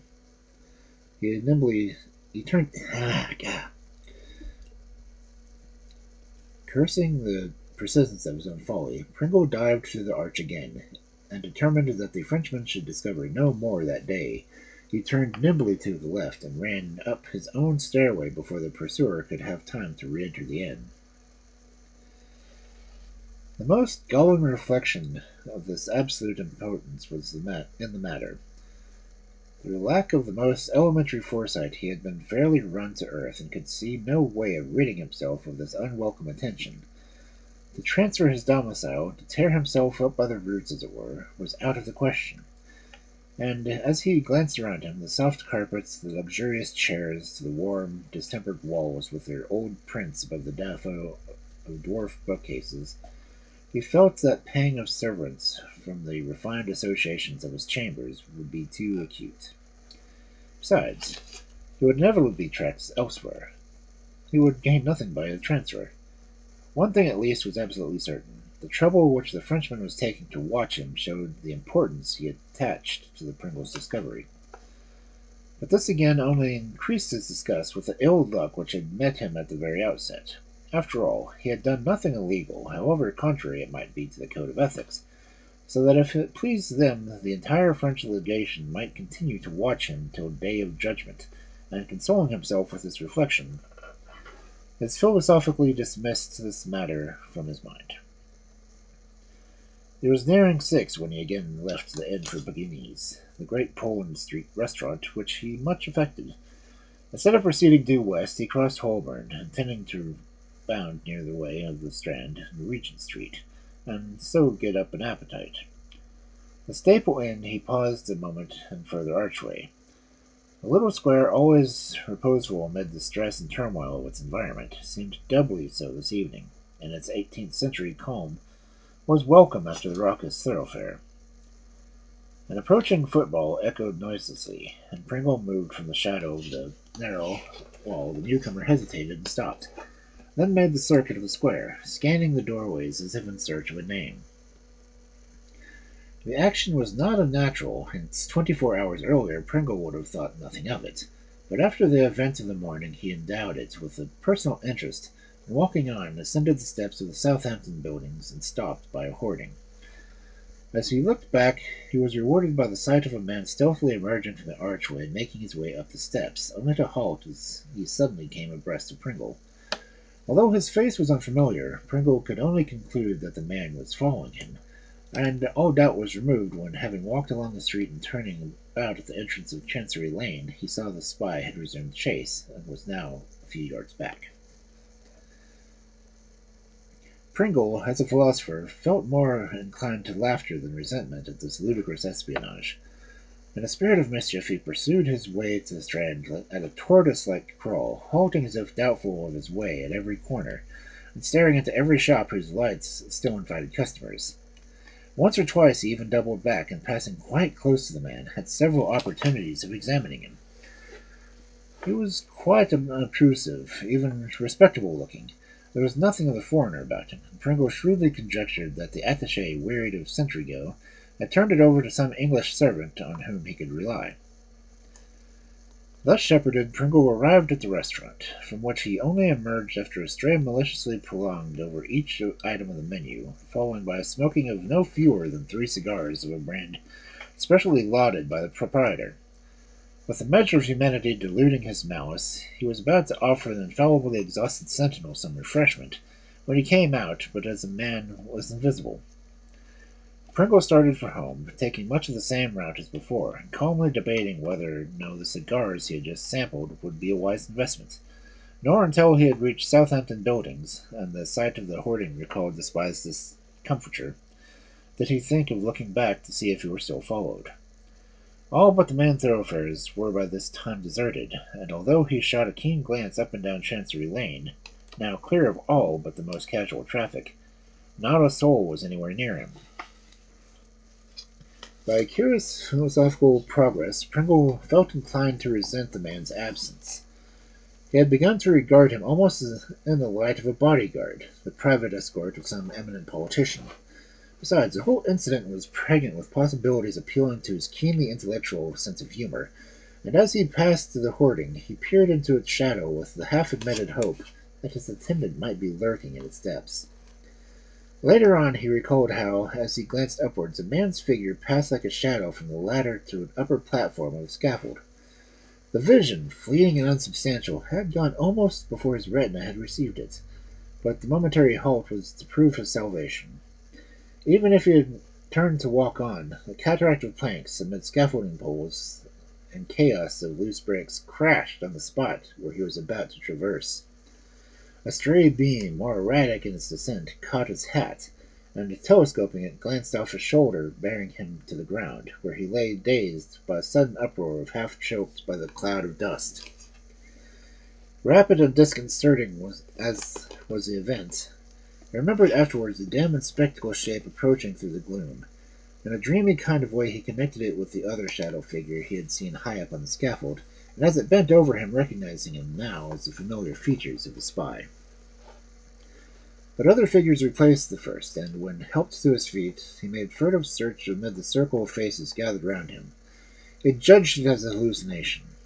By the time he had undergone a tentative dust-down, he was sufficiently collected to acknowledge the sympathetic congratulations of the crowd, and to decline a homeward escort of a constable. In the privacy of his chambers, his ideas began to clarify. Events arranged themselves in logical sequence, and the spectres assumed more tangible form. And a single question dwarfed all others. He asked himself, was the cataclysm such an accident as it appeared? And as he surveyed the battered ruins of his hat, he began to realize how nearly it had been the victim of a murderous vendetta.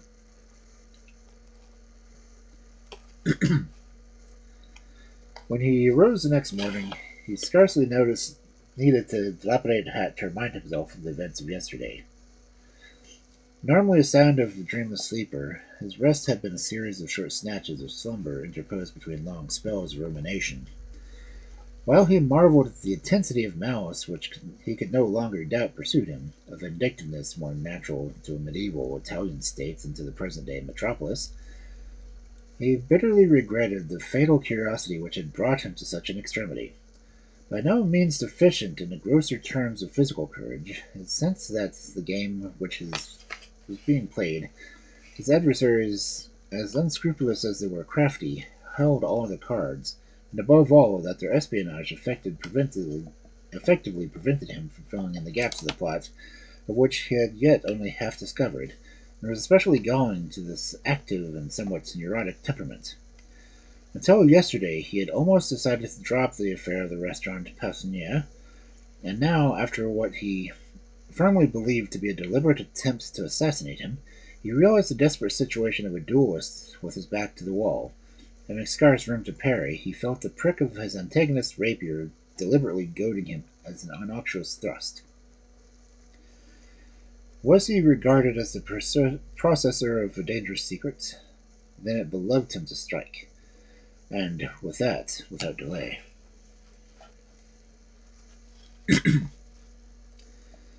Now that he was about to attack, a disguise was essential, and reflecting how lamentably he had failed through the absence of one hitherto, he removed the port wine mark from his right cheek with the customary spirit lotion, and blackened his fair hair with a few smart applications of preparation from his bureau. It was with a determination to shun any obscure streets or alleys, and especially all buildings of course of erection, that he started out after his usual light breakfast.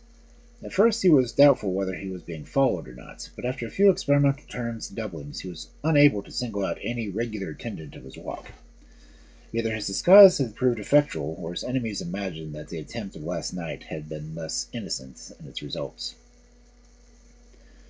Somewhat soothed by that discovery, Pringle had gravitated towards the Strand, and nearing Charing Cross, when he observed a man cross from the station to the opposite corner, carrying a brown roll of paper.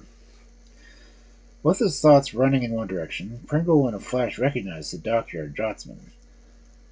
Could he even now be on his way to deliver and keep the appointment at Nelson's column? He had been warned of Pringle's discovery, and so expedited his treacherous task. And thus reflecting, Pringle determined at all hazards to follow him. The draughtsman made straight for the telegraph office. It was now the busiest time of the morning, and most of the little desks were occupied by more or less glib message riders. The draughtsman had found a single vacancy at the far end when Pringle followed him in and reached over his shoulder to withdraw a form from the rack in front of him.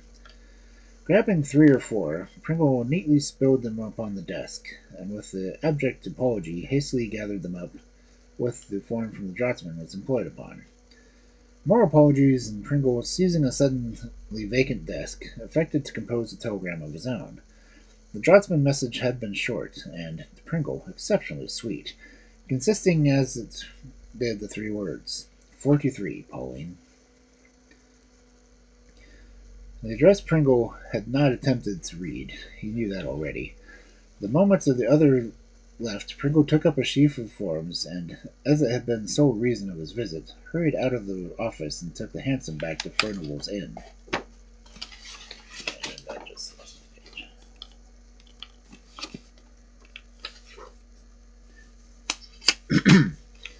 Here his first care was to fold some newspapers into a brown paper parcel resembling the one carried by the draughtsman, as nearly as he could remember it. And having cut a number of squares of stiff tissue paper, he stuffed the envelope with them and pondered over a cigarette, the most difficult stage of the campaign. Twice had the draughtsman seen him, once at the restaurant in his official guise as the sham literary agent, with smooth face, fair hair, and a fugitive port wine mark staining his right cheek. Again that morning with blackened hair and unblemished face. True, he might have forgotten the stranger at the restaurant, but on the other hand he might not, and Pringle was then, as always, steadfastly averse to leaving anything to chance. Perhaps in view of the sudden journey to London, it was very likely that he had received warning of Pringle's discovery.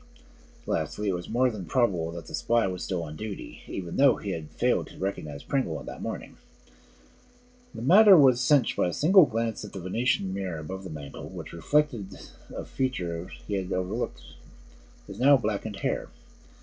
Nothing remained for him to assume as a disguise which should impose both the spy and the draughtsman, and after some thought he decided to make up as a Frenchman of the South, and to pose as a servant of the French embassy. Reminiscent of the immortal Tartan, his ready bureau fashioned him with a stiff black mustache and some especially stout horsehair, typically of the stubbly beard of the hero.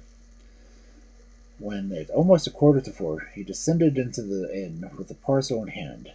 The Baedeker and the envelope was tissues in his pocket. A cab was just setting down, and impulsively he chartered it as far as Exeter Hall. Concealed in the cab, he imagined he would be more readily escape the observation, and by the time he alighted, flattering himself that he had pursued had been baffled. As he discharged the cab, however, he noticed the hansom draw up a few paces to the rear, whilst a man got out and began to saunter westward behind him. Suspicions alert, although the man was certainly a stranger, Pringle at once put him into the rest to the test by entering Romano's and ordering a small whiskey. After a decent delay, he emerged, and his pulse quickened when he saw the couple of doors of the same man staring in the shop window. Pringle walked a few yards back and then crossed the opposite side of the street, but altogether he dodged the infinite peril through the string of omnibuses, and was able to shake off his satellite, who, with unswerving persistence, occupied the most limited horizon whenever he looked back. For almost the first time in his life, Pringle began to despair. That complacent regard of his own precautions had proved but a fool's paradise. Despite his elaborate disguise, he must have been plainly recognizable to his enemies, and he began to ask himself whether it was not useless to struggle further. As he paced slowly on, an indefinable depression stole over him. He thought of the heavy price so nearly exacted for his intermission. Resentment surged over him at the memory, and his hand clenched on the parcel. The contact furnished the very stimulus he required. The instrument of setting such a score was in his hands, and rejecting his tremendous doubts, he strode on, determined to make one bold and final stroke in the vengeance. The shadows had lengthened appreciably, and the quarter chiming in the near St. Martin's warned him that there was no time to lose. The spy must be got rid of at any cost. Already he could see the estuary of the stand, and the square widening beyond, and at his right loomed the tunnel of the Lother Arcade, with its vista of juvenile delights. The sight of it was inspiring. Darting in, he turned off the sharp to the left of the artist's repository, with a double entrance to the stand and arcade, and softly closing the door, peeped through the pallets and frames which hung upon the glass. Hardly had they ceased swinging to his movement when he had the satisfaction of seeing the spy. The scent was already cold, rushed feverishly up the arcade, and of course marking his fallen toys, as the cries of outraged stall-keepers. Turning, Pringle made a purchase of a sketching block, and first thing handy, he then passed through the door and gave on the stand. At the post office he stopped to survey the scene. A single policeman stood by the eastward base of the column, and the people scattered around seemed but ordinary wayfarers, but just across the maze of traffic was a spectacle of intense interest to him. At the quadrant of the Grand Hotel, patrolling aimlessly in front of the shops, at which he seemed too perturbed to stare for more than a few seconds at a time, the draughtsman kept palpitating vigil until the clock should strike the half-hour of his treason. True to the Frenchman's advice, he sought safety in the crowd, avoiding the desert of the square until the last moment. It wanted 2 minutes to the half-hour when Pringle opened his Baedeker, and thrusting one hand into his breast, examined the statue and coil of rope erected to the glory of our greatest hero. "Pauline!" said a musical inflection attained by any but a Frenchman. Beside him stood a slight, neatly dressed young man, with close-cropped hair and a mustache and imperial, who cast a significant look at the parcel. Pringle immediately held it towards him. The dark gentleman produced an envelope from his breast pocket. The exchange was effected in silence. With bows and raising of hats they parted, while Big Ben boomed on his 8 bells. The attaché representative had disappeared some minutes beyond the westernmost line before the draughtsman appeared from the opposite direction, his uncertain steps intermitted by frequent halts and nervous backward glances. With his back to the National Gallery, he reduced the Baedeker and commenced to stare up at the monument, withdrawing his hands every now and then to cast a shamefaced look to the right and left. In his agitation, the draughtsman had omitted his hand on the breast attitude, and even as Pringle advanced to his side, he murmured Pauline. His legs, almost stronger than his will, seemed to be urging him to a flight from the field of dishonor. With tremendous eagerness, he thrust the brown paper parcel into Pringle's hands, and snatching the envelope with tissue slips, rushed across the road and disappeared into the bar of the Grand Hotel. Pringle turned to go, but was confronted by a revolver, and as his eye traversed the barrel and met that of its owner, he recognized the Frenchman to whom he had just sold the bundle of newspapers. Dodging the weapon, he tried to spring into the open, but the restraining grip on each elbow held him to the angle of plinth, and turning over the little Pringle, found himself in the custody of a man who had last been seen in full cry-up of the Lother Arcade. No constable was anywhere near, and even casual passengers walked unheeded by the nook. So quiet is the progress of this little drama. Lowering his revolver, the dark gentleman picked up the parcel which had fallen from Pringle in struggle. He opened it with delicacy and withdrew some sheets of tracing paper, which he examined, and then placed the whole in his inner pocket. Giving a sign to the spy to loose his grip, he spoke for the first time. "May I suggest, sir," he said in excellent English with the slightest foreign accent, "may I suggest that in the future you do not meddle with what you cannot possibly concern you. These documents have been bought and sold, and although you have good enough to act as an intermediary in the transaction, I can assure you we were under no suspicion of calling on you for your help." Here in his hard tone, and speaking in less calmness, the accents became more noticeable. "I discovered your impertinence in selling me a parcel of worthless papers very shortly after I left you. Had you succeeded in the attempt you appear to have planned so carefully, it is possible you might have lived long enough to regret it. Perhaps not. I wish you a good day, sir." He bowed and turned to his companion, and Pringle, walking on, turned up by the corner of the Union Club. Den's clock marked 20 minutes to 5, and Pringle reflected on how much had been compressed into the last quarter of an hour. True, he had not prevented the sale of his country's secrets. On the other hand, he pressed the pocket which held the envelope of notes. Hailing a cab, he was about to step in, when, looking back at the nook between the lions, he saw a confused movement upon the spot. The two men who had just left were struggling with a third, who, brandishing a full handful of something white, was endeavoring, with varying success, to plant his fist on the divers' areas of the persons. This was a draughtsman. A small crowd which momentarily increased surrounded them, and Pringle climbed into the hansom. The two policemen were able to penetrate and ring, and apparently lay hands upon all three combatants. Okay. Those took a lot longer than I thought they would.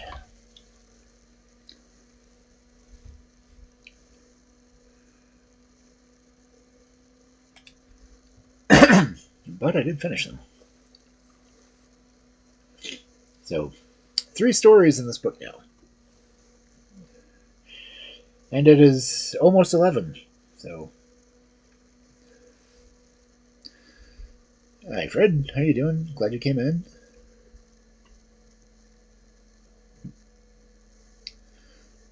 Still waiting for my waddle to wake up.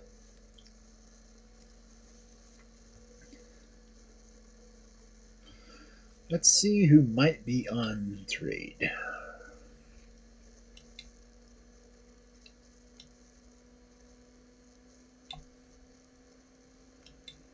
If anyone has any suggestions, by all means, feel free to shout them out.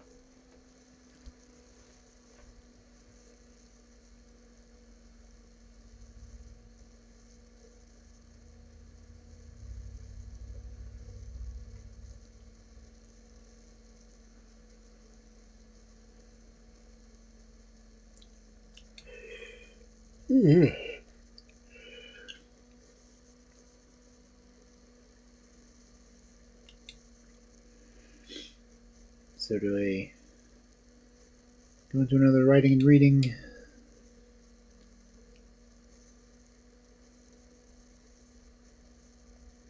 There's lots of people on right now.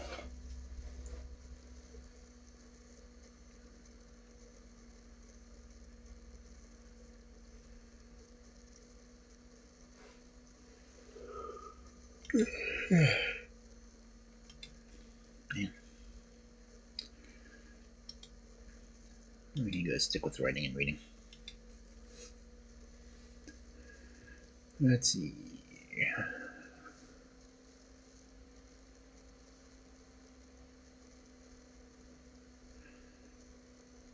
Yep, Harp's still doing Don Quixote.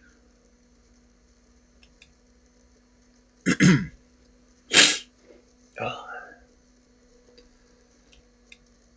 So yeah, let's rate Harp.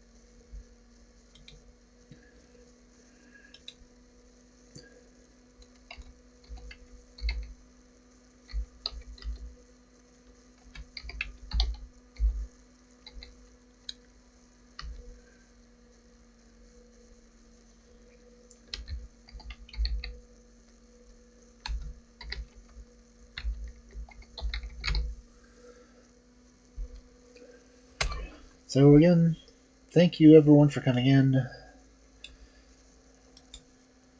We will be doing fairy tales tomorrow. Going to the Grey Fairy book.